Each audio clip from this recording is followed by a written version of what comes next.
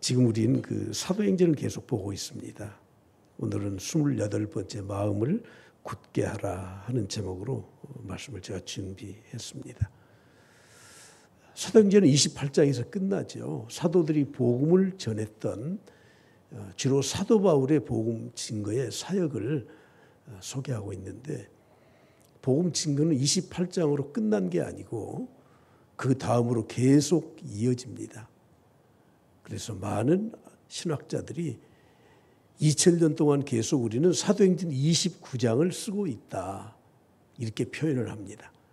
우리 광주 첨단교회도 한반도의 광주에 비하에 구석에 있는 교회 같지만 우리도 사도행전 29장의 한 구절을 지금 쓰고 있는 겁니다. 복음은 중단 없이 전진되고 있는 거죠. 그런데 21세기 들어와서, 더 정확히 말하면 지난 코로나를 거치면서 많은 형세가 변화가 있었습니다. 그 중에 하나가 탈종교화 현상이 이루어지고 있다고 하는 거예요. 그 중에서도 종교를 벗어나는 그 탈종교화 현상 가운데서도 탈기독교화 현상이 두드러지게 나타나고 있다, 이렇게 보고를 하고 있습니다.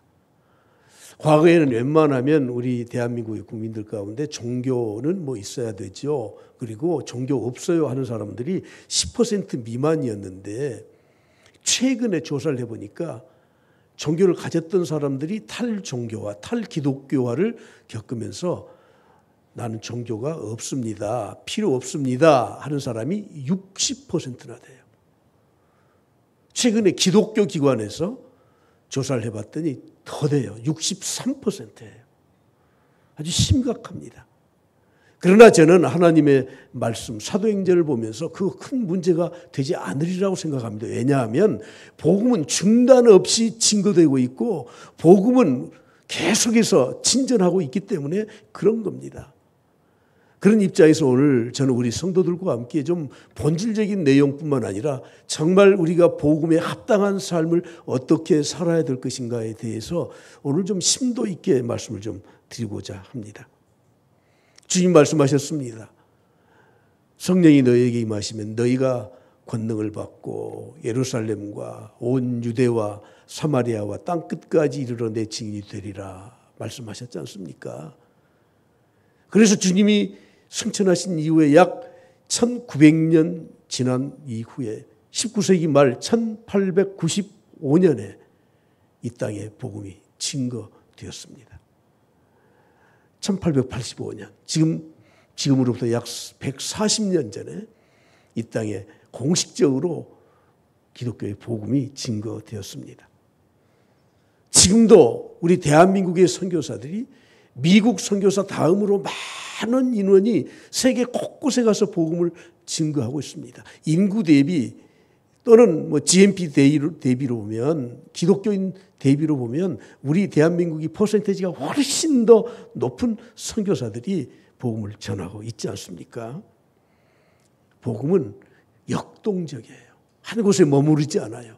조선 땅에 머무르지 않았습니다. 140년 동안은 이 지역의, 이 나라의, 이 민족의 정신을 완전히 뒤바꿔 놓았습니다.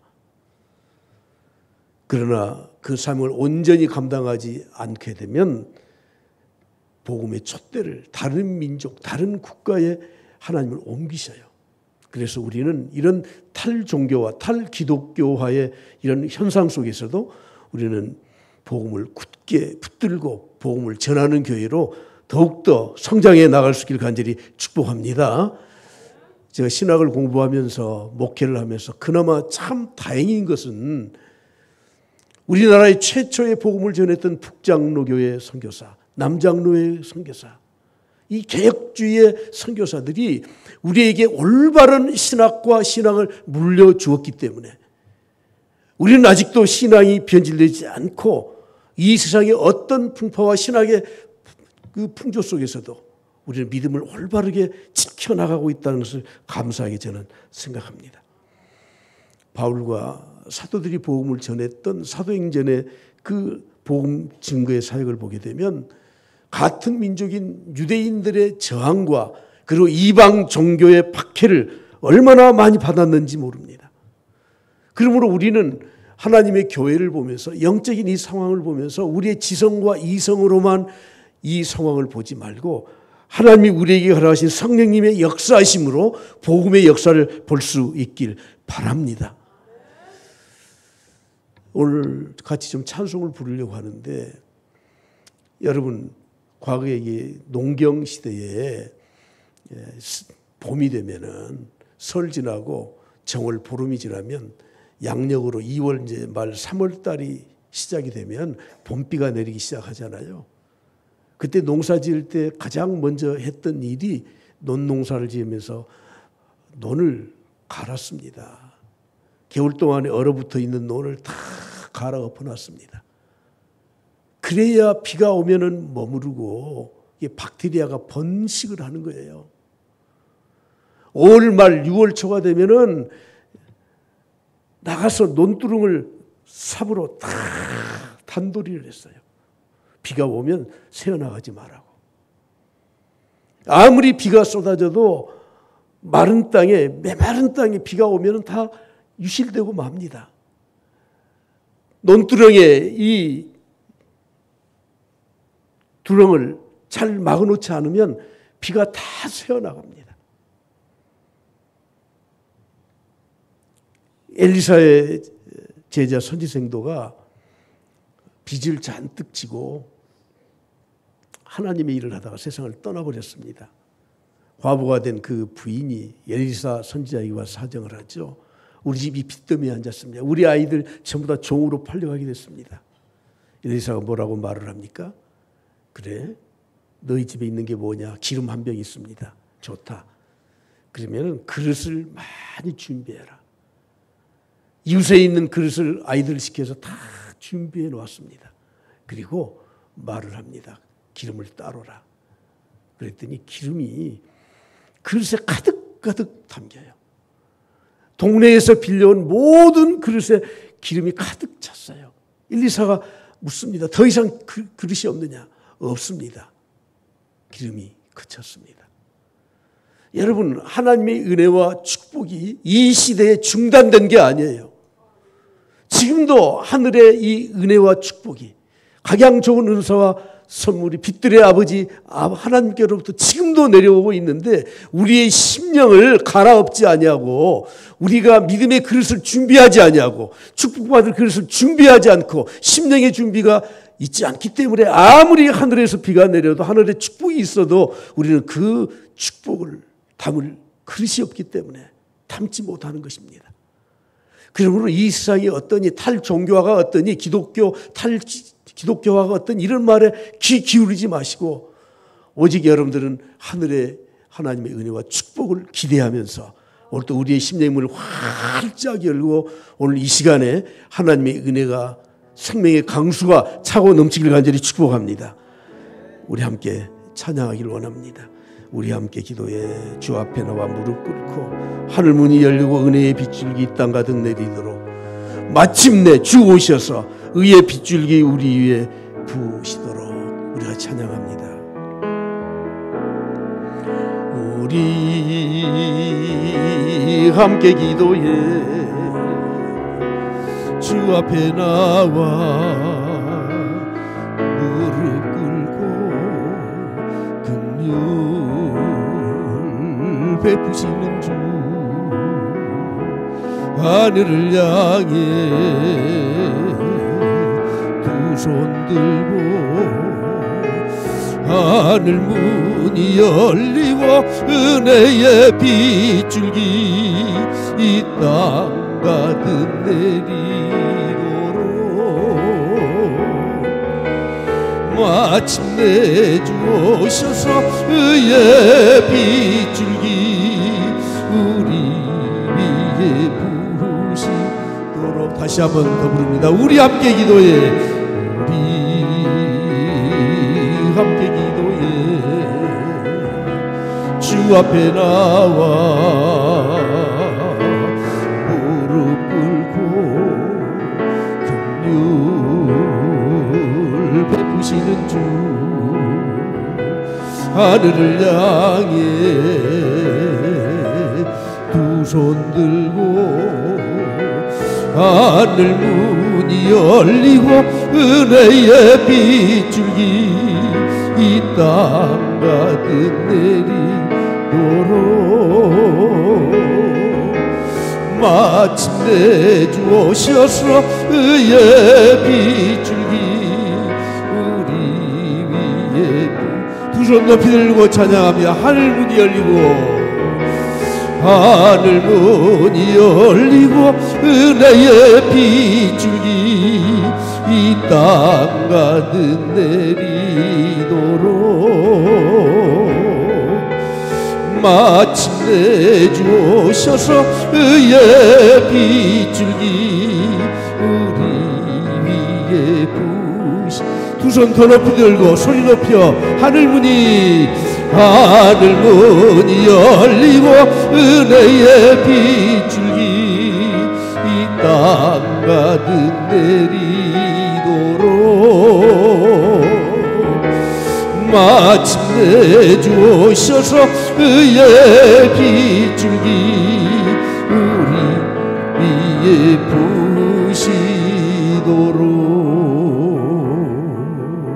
부시도록 우리가 하나님께 영광과 감사의 박수 올려드리며 할렐루야. 여러분, 하나님의 영이신 성령이 우리 안에 임재해야 돼요. 한 시간 예배 드리는 거 형식적인 거 지나갑니다. 그러나 내 안에 하나님의 영이 함께 할 때 내 육신과 삶과 영적인 것과 모든 것들이 하나님의 은혜로 충만해지게 되면 모든 것들이 새롭게 되고 변화되고 하나님의 능력이 임재하게 될 줄 믿습니다. 우리가 믿는 믿음의 길은 뭔가? 그것은 바로 복음의 길입니다. 신앙은 복음을 통해서 예수 그리스도의 십자가의 복음을 통해서 세속적으로 가던 길을 하나님의 길로 가도록 돌이켜 준 것이 그것이 믿음 생활이라고 하는 겁니다. 오늘 저는 많은 사람들이 세상을 살아가는 모습을 보면서 복음의 눈으로 십자가의 눈으로 그분들을 보니까 참 안타까운 면들이 참 많이 있어요. 여러분, 사람이 사는 것은 살려고 사는 겁니다. 근데 살려고 사는데 살다 보면 나중에 죽게 돼요.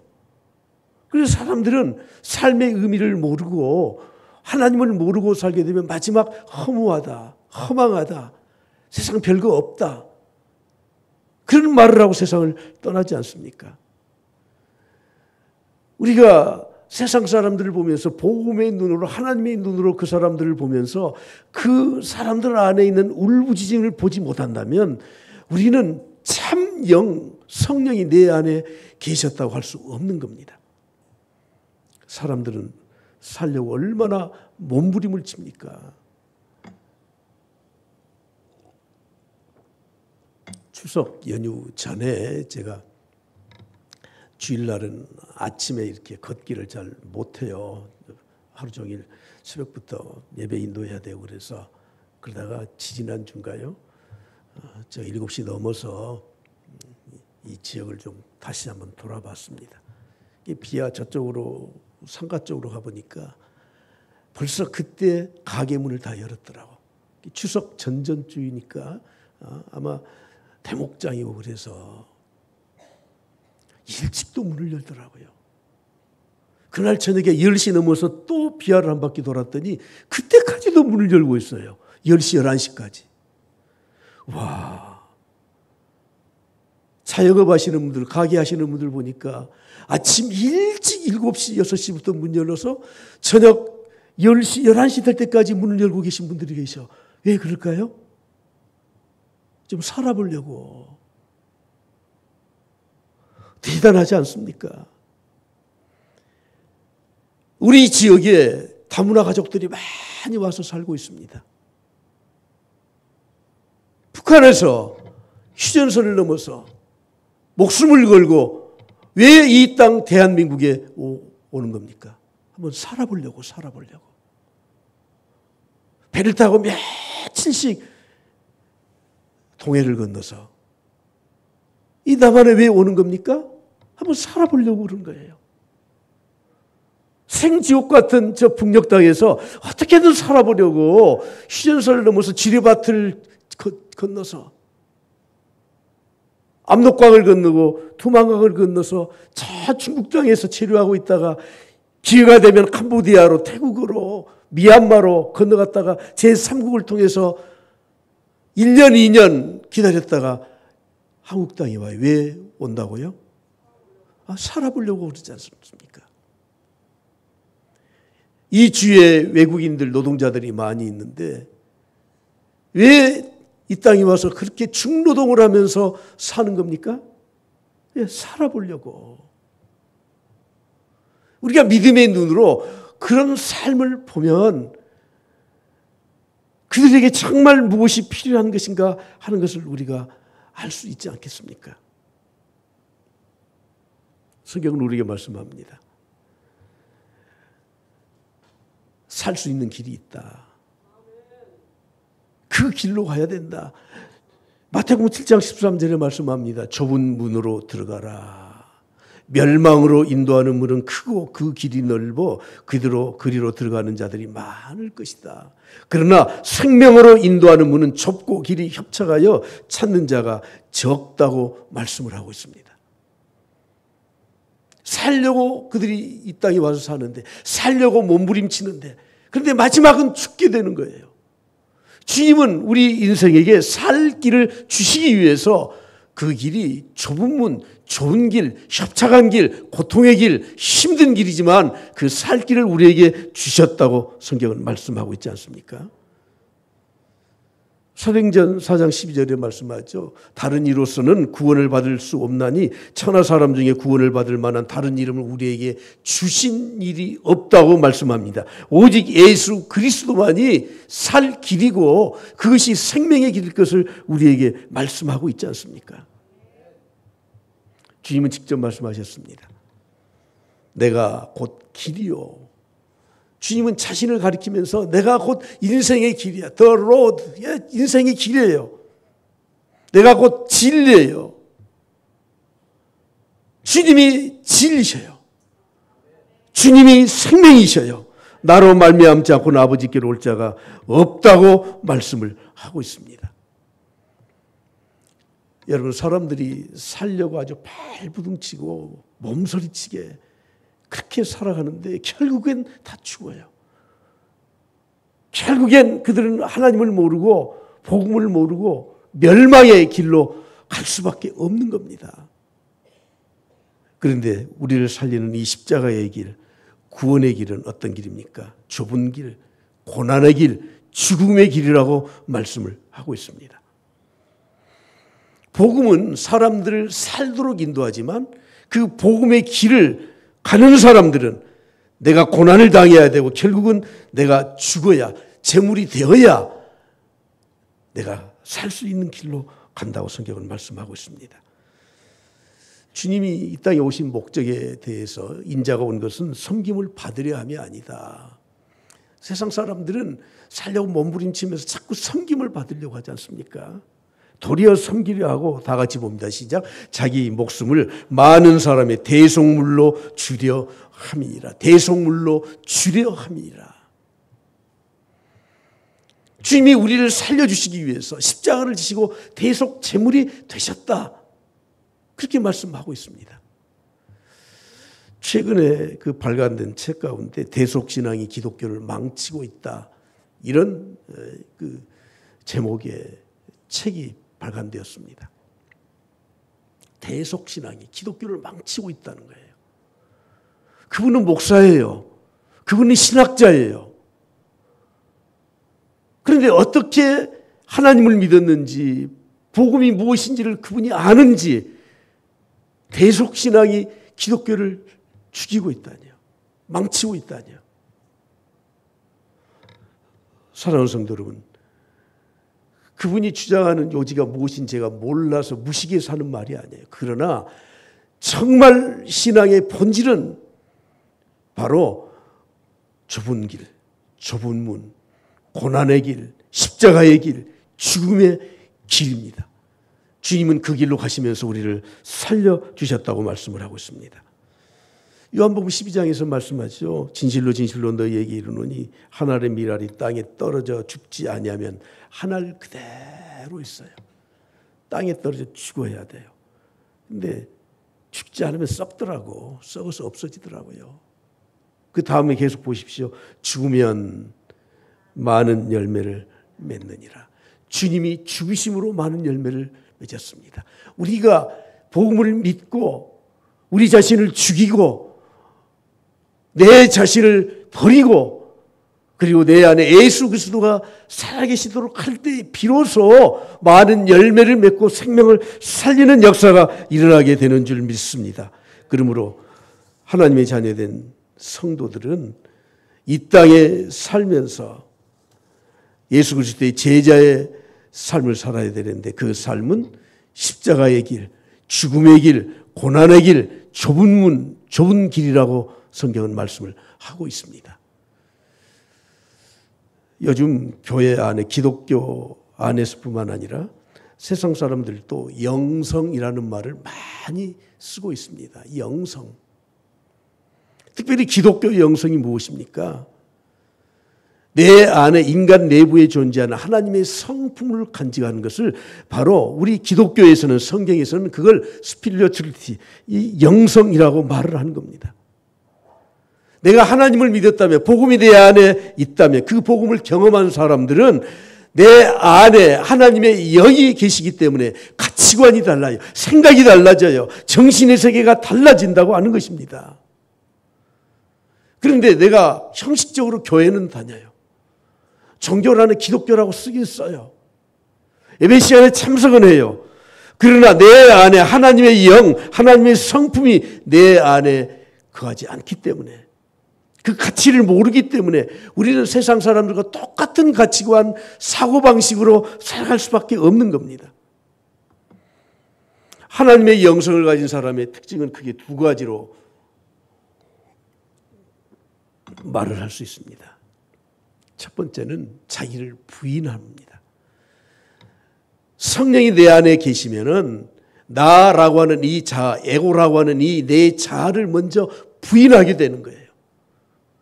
왜 구속신앙이 기독교를 망치고 있다고 말을 합니까? 그 사람에게는 그리스도의 영, 그 영성이, 십자가의 영성이 없기 때문에 신학자라고 해도 목사라고 해도 성경을 겉으로 보고 그렇게 말을 하는 겁니다. 주님을 따르겠다고 나선 사람들이 예수님 당시에 참 많았죠. 예수님의 12명의 제자들은 예수님이 부르실 때 그들의 가정과 그들의 직업을 다 버리고 주님을 따랐습니다. 그런데 아직 그들에게는 예수 그리스도의 영성이 자리 잡지 못했습니다. 주님이 묻습니다. 세상 사람들이 나를 뭐라고 하느냐? 선지자 뭐 이런 저런 사람이라고 합니다. 그래. 그러면 너희들은 나를 누구라고 생각하느냐? 베드로가 손들고 말했죠. 주는 그리스도시요 살아계신 하나님의 아들이십니다. 그래 맞다. 참 대답 잘했다. 그런데 그것을 알게 하신 분은 누구예요? 하나님 아버지시다. 그리고는 주님이 곧장 이 십자가의 도에 대해서 말씀하셔요. 내가 십자가에 못 박아 죽어야 된다. 그랬더니 베드로가 앞을 가리막고 말을 합니다. 주님 무슨 말씀입니까? 내가 살아있는 한 주님 십자가에 못 박혀 돌아가실 일 없습니다. 주님이 마태복음 16장 23절에 이렇게 말씀합니다. 예수께서 돌이켜 베드로에게 이르시되 사탄아 내 뒤로 물러가라. 너는 나를 넘어지게 하는 자로다. 내가 하나님의 일을 생각하지 아니하고 도리어 사람의 일을 생각하는도다 하시고 그에게는 그리스도의 영성이 없었기 때문에 복음의 영성이 없었기 때문에 십자가의 은혜를 그들까지 깨닫지 못했기 때문에 가로막았던 거예요. 그것이 바로 사탄아 물러가라 책망을 받게 되었던 겁니다. 주님은 말씀하십니다. 제자들에게 이르시되 누구든지 나를 따라오려거든 다 같이 봅니다. 시작. 자기를 부인하고 자기 십자가를 지고 나를 따를 것이니라. 여러분 기독교의 영성을 가진 사람은 성령의 역사하심에 내주하심을 경험하고 그 성령을 모시고 사는 사람들은 가장 먼저 자기를 부인해요. 자기 십자가를 지고 주님을 따른다고 말씀을 하고 있습니다. 어떤 간원이 예수님을 찾아와 상담을 했습니다. 어떻게 영생을 얻습니까? 예수님이 기특하게 생각하시고 말씀하시죠. 그래? 네가 계명을 다 지켰느냐? 예, 저는 어렸을 때부터 다 지켰습니다. 야, 잘했다. 그런데 한 가지 너에게 부족한 것이 있구나. 누가복음 18장에 말씀합니다. 내게 아직도 한 가지 부족한 것이 있으니 내게 있는 것을 다 팔아 가난한 자들에게 나눠주라. 그리하면 하늘에서 보화가 있으리라. 그리고 와서 나를 따르라 하시니. 이 사람은 재산이 많았어요. 재산이 없어도 마찬가지죠. 그것을 팔아서 가난한 자들에게 나눠주고 주님을 따르라니. 23절에 말씀합니다. 그 사람이 부자이므로 이 말씀을 듣고 심히 근심했습니다. 왜 그랬을까요? 주님이 왜 재산을 팔아서 그 재물을 팔아서 가난한 자들을 다 나누어주고 주님을 따르라고 했을까요?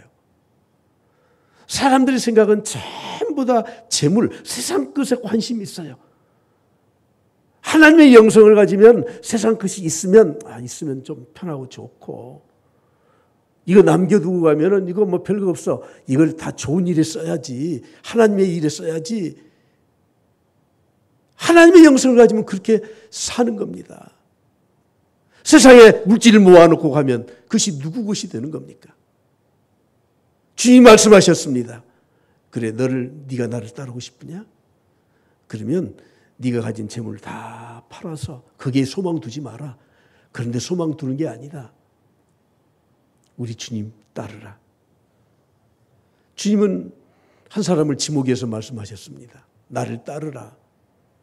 그랬더니 이 사람은 또 이렇게 말씀합니다. 마태복음 8장에 주여 내가 먼저 가서 내 아버지를 장사하게 허락하옵소서. 아니 이분은 지금 장례 중에 예수님 말씀 들으러 왔을까요?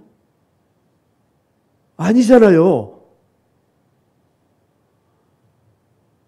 고대 중동의 풍습을 연구했던 학자들의 말에 의하면 유대인들 중에 장례법 가운데 유대인들은 절대 사람이 죽으면 해가 넘어가도록 시신을 놔두질 않아요.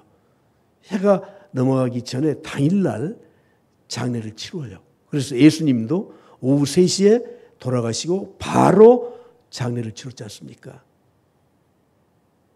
지금 장례 중이 아니에요. 상 중이 아니에요. 그런데 그 연구를 했던 학자가 이 유대인의 장례법 가운데는 당일날 장례를 다 치르고 되게 돌을 파서 그 무덤을 만든 그 무덤의 장례를 치르고 1년 정도 지나면 1년 안에 유골이 다 썩어서 백골이 되면 그 백골을 다시 정리해서 다시 장례를 완벽하게 치른다는 거죠. 아마 이 사람은 그의 부모님이 세상을 떠났을 것입니다. 이미 장례를 다 치렀을 것입니다. 이제 얼마 남지 않은 기간 동안에 자기 부모의 도리를 다 하고 주님 따르겠다 그 말이거든요. 주님이 뭐라고 말씀하십니까? 22절에 이렇게 말씀합니다. 예수께서 이르시되 죽은 자들이 그들의 죽은 자들을 장사하게 하고 너는 나를 따르라 하시니라. 여러분, 예수 그리스도의 영성을 가진 사람들은 자기를 부인해요. 나를 부인한다는 것은 내 모든 삶을 예수 그리스도보다 귀히 여기지 않는 겁니다. 우리는 수도 없이 이런 찬송들을 부르고 있습니다. 주 예수보다 더 귀한 것은 없네.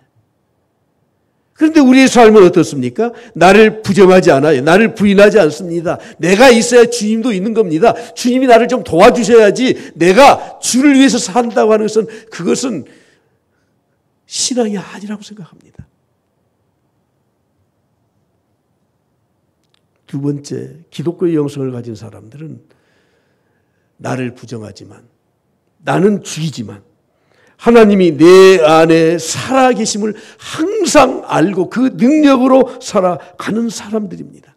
그래서 내 안에 하나님의 살아계신 그 영적인 시각으로 이웃을 보게 되는 겁니다. 사람들이 살려고 발버둥 치는 것을 보면서 야, 저 사람이 정말 살려고 발버둥 치는 게 맞는 것인가? 많은 사람들은 인맥을 형성할 때 저 사람이 나에게 어떤 유익이 될 것인가? 내 사업에 좀 유익이 될 것인가? 그 생각을 하고 사람들을 모두 다 그런 시각으로 사람들을 봅니다. 그러나 내 안에 하나님의 영성을 가지고 하나님의 영을 가지고 사는 사람들은 하나님의 시각으로 사람들을 보기 때문에 내가 저 사람을 어떻게 도와줄 것인가? 내가 저 사람에게 어떤 유익을 끼칠 것인가? 복음의 길을 가는 사람들은 내 죽음을 통해서라도 다른 사람을 살리는 일을 감당하는 사람들입니다. 주님 말씀하셨습니다. 친구를 위하여 목숨을 버리는 자는 가장 위대한 사랑을 실천한 사람이다. 여러분, 우리는 하나님의 은혜로 구원받은 사람들입니다. 할렐루야. 내 안에 그리스도의 영이 있는 하나님의 영성을 가지고 사는 사람들입니다. 그래서 우리는 항상 살아계신 하나님이 내 안에서 역사하는 그런 영적인 충만함으로 살아가는 사람들입니다. 우리 같이 찬양 좀 했으면 합니다. 갈라디아서에 보면 이제 내가 육체 가운데 사는 것은 나를 사랑하사 나를 살리신 예수 그리스도 그분으로 산다고 말씀하고 있지 않습니까?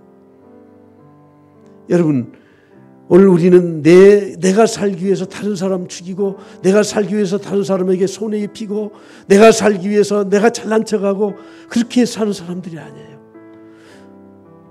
100번 말씀을 듣고 설교를 듣고 또는 말씀을 보고 해도 내 안에 그리스도의 영이 성령의 영이 그 영성이 내 안에 있지 않으면 우리는 올바르게 믿음 생활할 수 없습니다. 하나님이 내 안에 살아계심을 확신하면서 이 찬송을 같이 불렀으면 합니다. 내 안에 사는 이 예수 그리스도니 나의 죽음도 유익함이라. 내 안에 사는 이 예수 그리스도니 나의 죽음도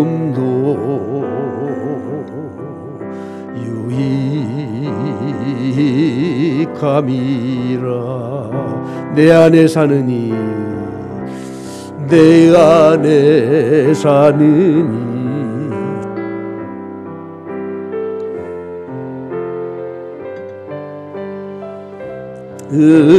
의도니 나의 죽음도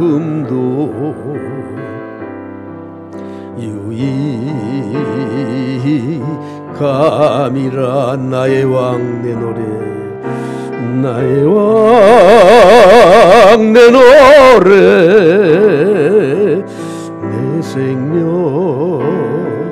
또 내 기쁨 나의 왕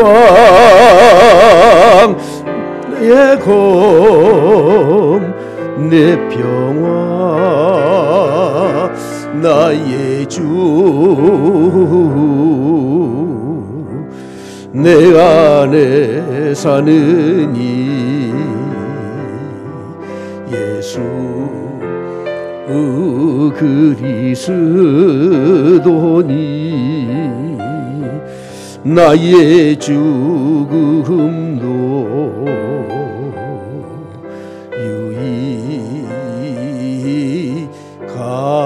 유익함이라. 할렐루야, 할렐루야. 여러분, 하나님 믿는 사람이 달라져야 되기 때문에 다르게 사는 게 아니에요. 달라져야 되기 때문에 이상하게 사는 게 아니에요. 내 안에 그리스도의 영이 계시는 기독교의 영성, 하나님의 영성을 가지고 사는 사람들은 자기 자신을 부인합니다. 그리고 내 안에 하나님의 살아계심으로 세상을 보고 사는 사람들입니다. 기독교 재단인 학교 법인에서 고등학교를 설립하고 그들의 교육 목표를 삼았던 4가지가 있습니다. 아마 이 학교를 아시는 분들은 그 학교 그럴 것입니다. 첫째, 사람은 모두 하나님의 뜻에 의해 고귀한 인격체로 이 세상에 태어났다. 대단하지 않습니까? 무슨 홍익인간이니 이런 것을 뛰어넘는 거예요. 두 번째, 인간의 존재 가치는 절대적인 것으로 그 무엇과도 비교할 수 없다. 여러분, 교사들이, 선생님들이 학생들을 보면서 가장 귀중한 존재로 알고 가르치는 그 가르침은 얼마나 소중한 가르침입니까? 세 번째, 이 세상에는 나만큼 귀한 네가 살고 있다. 여러분, 나도 귀하지만 너도 귀해요. 개인주의의 사상에 찌들어서 나 혼자만 살려고 경쟁사회에서 너 죽고 나 살자 이렇게 사는 교육이 아니라고 하는 거예요. 마지막 4번째, 너라고 하는 존재는 이용의 대상이 아니다. 너라고 하는 존재는 사랑과 구원의 대상이다. 그러므로 우리는 더불어 살아가야 할 소중한 이웃이다. 이들이 진로 지도를 하면서 이렇게 지도를 한답니다. 공부를 또 애들이 이만큼 다 잘해요.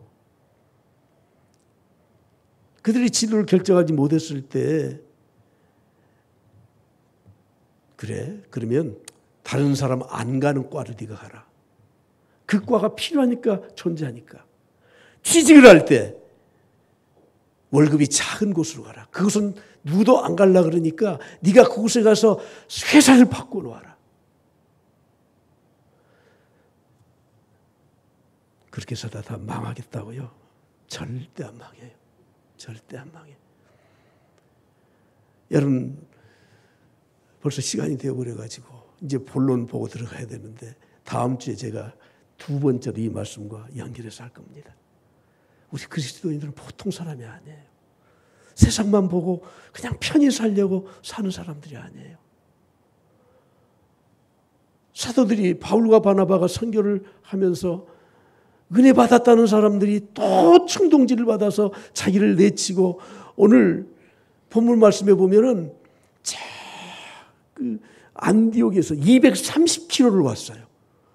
그 고대사의 산을 넘고 아무리 빨리 와도 2주간을 쫓아와서 사람들을 충동질해서 돌로 쳐 죽여서 성 밖에 쫓아내지 않습니까? 그런데도 복음을 또 전해요. 야, 기가 막히지 않습니까? 오늘 여기에 계신 우리 성도님들 모두가 이런 마음으로 살아갈 수 있기를 간절히 축복합니다.